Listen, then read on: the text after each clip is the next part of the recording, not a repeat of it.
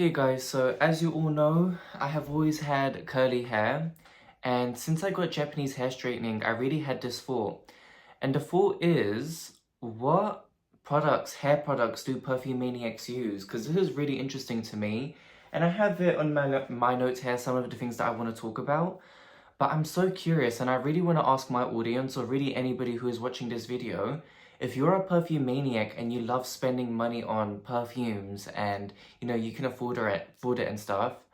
um I always imagine perfume maniacs kind of layering their products. So you use nice body washes and shower foams and of course hair care products.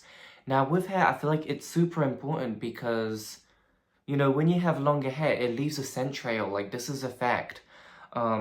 But actually, I no longer spray perfume on my hair. I don't like to do that anymore just because I don't really need to smell my hair for so long. But it's true, when you spray perfume on your hair, it will linger for like days and days, and usually people will be able to smell your scent trail even longer. And when people hug you and stuff. Anyways, perfume seems to linger on hair more, but I don't recommend it. So yeah, this is one of my dilemmas because I have always used one brand, which I know is controversial. However, guys, I'm a very chill guy. I believe in positivity and peace and not really spreading hate. Moroccan oil. I have used this for years and I have this in the liter size. This is the Repair shampoo. I'm sure a lot of you guys know what Moroccan oil brand smells like, and I have so many of their products, but I just can't show it all in this video. I have the treatment. I have this mousse which I recently purchased, but I don't use it as a volumizing mousse. I use it for flyaway hairs over hair when I'm slicking it back, and it's really weak actually. But Moroccan oil has always been my #1 scent-wise, and it's fantastic. However, my issue with the shampoo and conditioner is it's very heavy on my hair because the brand is very concentrated, very luxurious. It's full of argan oil. And of course I've been using it for years when my hair was curly and a little bit more dry, but because my hair is so perfect now, it really doesn't need that amount of moisture. And so this is where I kind of got inspired by this video, because does hair care matter for you guys? Like, do you just use, simple, affordable Dove shampoo and you don't really mind and you maybe spray perfume on top? For me, I don't know, like, hair care is just so important because and I like it when my shampoo smells luxurious because I like shampooing my hair, applying the conditioner. I view it as like a very luxurious experience, and then detangling, and then when the scents really linger. And one of my issues is when I go online and I look for a shampoo or a conditioner, my #1 thing is the smell. So I don't care if it's like a miracle cream and stuff. If it smells really plasticky or kind of cheap synthetic, I will not buy it. And I want to use Redken as an example now, because I think because in my mind I'm thinking, okay, Moroccan oil is too heavy on my hair, so let me see what people are saying and what people love. And so this is Redken Acidic Bonding Leave-In Treatment. It's not a shampoo, but obviously the products all smell the same, and people worship this and say that this smells absolutely amazing. And no, it smells terrible. It smells like cheap, plasticky, I'm so picky when it comes to hair care. I don't want it to smell like basic L'Oreal products. It's just, And then, All Soft. I smelled the All Soft range by Redken, and that one doesn't really smell nice to me. Kerastase is nice, but it's not like a delicious smell.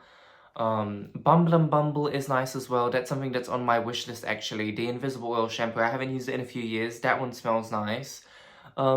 But also another thing is I like it when my shampoo and conditioner, well, shampoo specifically, has sulfates.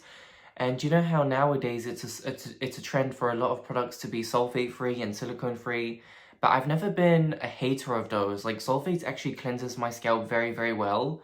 And silicones, my hair likes silicones as well.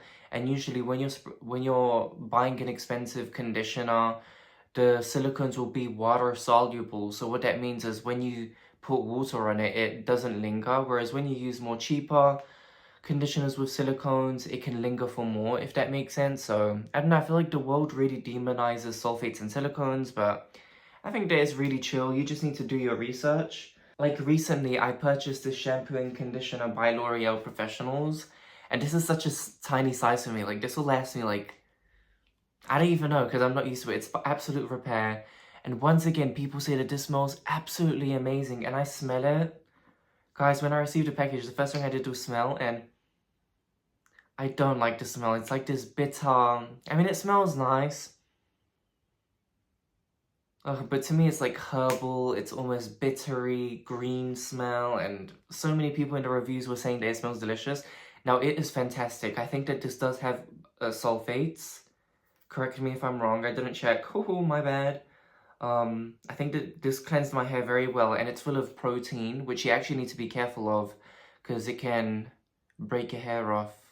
And a lot of people don't know that. When you see products that says like protein or omega or, you know, for repair, you do need to be careful because your hair can actually break off. But I think that's something that only recently people talk about. And yeah, like this is fantastic. It feels amazing. It's what my hair needs. But the smell, I wish that it was more luxurious smelling, but I can tell that my hair really likes this.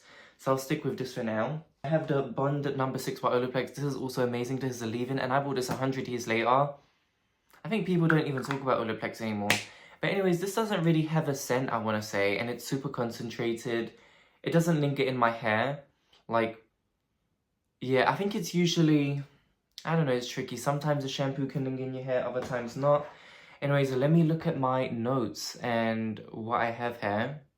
Something as well that I wanted to talk about is hair perfume. That shit does not linger.